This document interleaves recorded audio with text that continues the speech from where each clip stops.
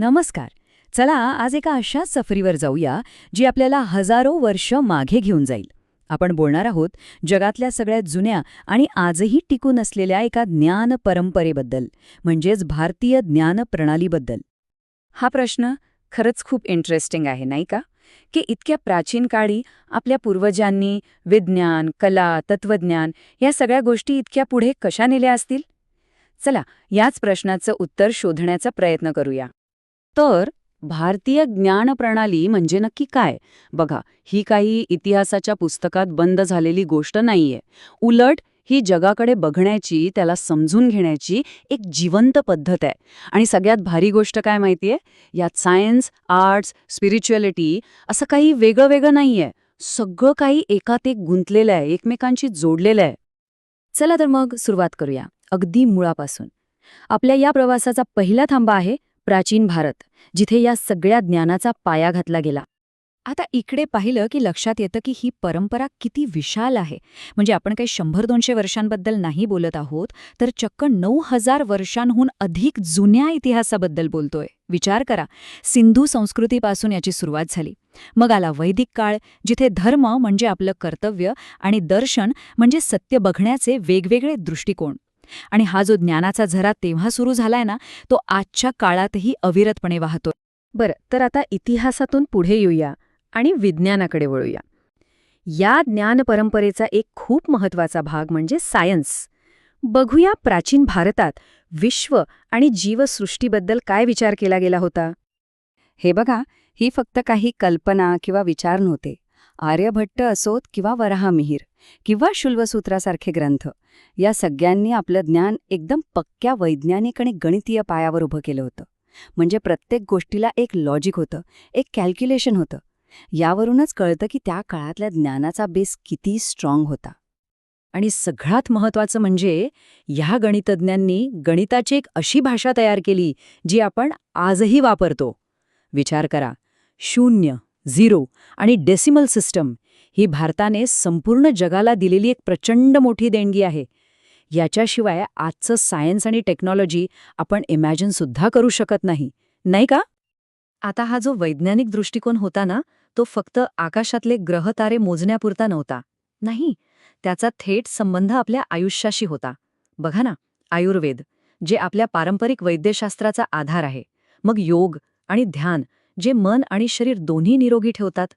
एवढंच नाही, तर वनस्पतींपासून औषधं बनवणं असो किंवा अगदी ॲडव्हान्स्ड सर्जरी करणं असो, या सगळ्याच क्षेत्रांमध्ये खूप खोलवर अभ्यास झाला होता. ओके, तर आपण थिअरी आणि सायन्सबद्दल बोललो, पण हे ज्ञान फक्त पुस्तकांमध्ये होतं का? तर अजिबात नाही. चला आता बघूया की हे ज्ञान प्रत्यक्षात कसं वापरलं गेलं, कसं या सायन्स अँड टेक्नॉलॉजीमधनं सुंदर कला आणि संस्कृती जन्माला आली. इथे आपल्याला त्या काळातल्या टेक्नॉलॉजीची एक कमाल झलक बघायला मिळते. म्हणजे बघा, एका बाजूला मेटलर्जी म्हणजे धातूंना वितळवून त्यापासून वस्तू बनवण्याचं ॲडव्हान्स तंत्रज्ञान होतं, तर दुसऱ्या बाजूला तितक्याच कौशल्याने रेशीम आणि कापसाचे नाजूक कपडे बनवले जात होते. म्हणजे हेवी इंडस्ट्री आणि फाईन आर्ट्स दोन्ही गोष्टींमध्ये मास्टरी होती.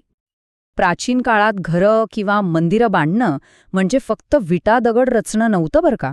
त्याच्या मागे वास्तुविद्या नावाचं एक पूर्ण सायन्स होतं. म्हणजे कोणती जागा निवडायची, बांधकामाची दिशा कोणती असावी, प्रत्येक गोष्टीचं मोजमाप, निसर्गाशी कसं जुळवून घ्यायचं, या सगळ्या गोष्टींचा बारकाईने विचार केला जायचा, जेणेकरून ती वास्तू आणि आजूबाजूचा निसर्ग यांच्यात एक हार्मनी, एक ताळमेळ साधला जाईल. आणि या ज्ञानाचा परिणाम काय झाला, तर अशा काही कलाकृती तयार झाल्या ज्या बघून आपण आजही अवाक होतो. अजंठा वेरूळची लेणी आणि मंदिरं बघा, काय अप्रतिम आर्किटेक्चर आहे. मग ते मोठमोठे किल्ले असोत किंवा पाणी साठवण्यासाठी बांधलेल्या सुंदर पायऱ्यांच्या विहिरी म्हणजे बावडी.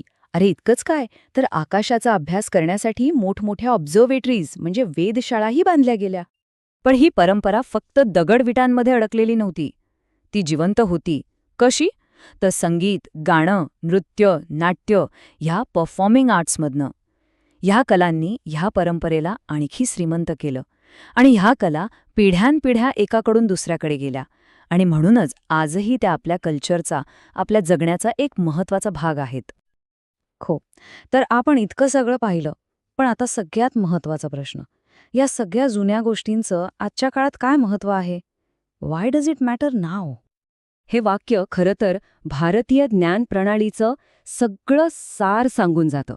काय आहे ते सार? तर तिची कंटिन्युइटी आणि तिची रेलेव्हन्स. हजारो वर्ष झाली, पण तरीही या ज्ञानाचा प्रवाह थांबलेला नाहीये. तो आजही आपल्या परंपरांमधून, आपल्या चालीरीतींमधून आणि आपल्या विचारांमधून सतत वाहत आहे. 9,000पेक्षा जास्त वर्ष. विचार करा, सिंधू संस्कृतीच्या पहिल्या पुराव्यांपासून ते आजपर्यंत. हा एक आकडाच पुरेसा आहे हे सांगायला की ही परंपरा किती जुनी, किती टिकाऊ आणि किती स्थिर आहे. It's incredible. आणि शेवटी हा एक विचार करण्यासारखा प्रश्न आहे. आज जगभरात आपण अशा सोल्युशन्सच्या शोधात आहोत जिथे सगळ्या गोष्टींचा एकत्रित विचार केला जाईल. मग अशा वेळी आपण त्या ज्ञान प्रणालीकडून काय शिकू शकतो जिथे सायन्स आणि आर्ट्स किंवा आपलं मन आणि शरीर या गोष्टींना कधीच वेगळं समजलं गेलं नाही? यावर खरंच विचार करायला हवा.